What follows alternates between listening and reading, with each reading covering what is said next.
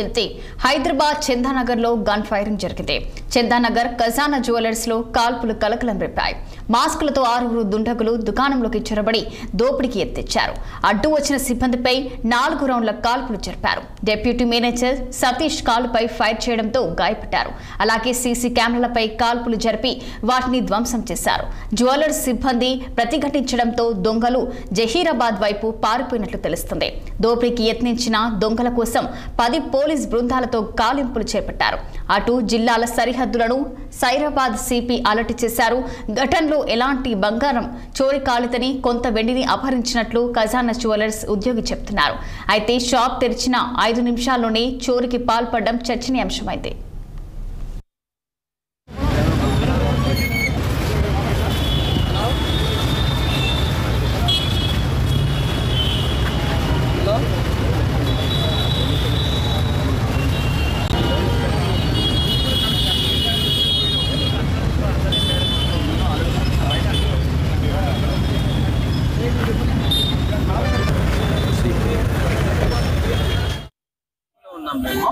Meeting చెప్పుకుంటున్నాము. నిన్న day sale ఎలా జరిగింది, ఏం జరిగింది అనే విషయం గురించి డిస్కస్ చేసుకుంటున్నాము. డిస్కస్ చేసుకుంటూ మా సార్ వాళ్ళు ప్రతి రోజు బూస్టప్ ఇస్తారనమాట. ఆ విషయం మాట్లాడుకుంటున్నాము.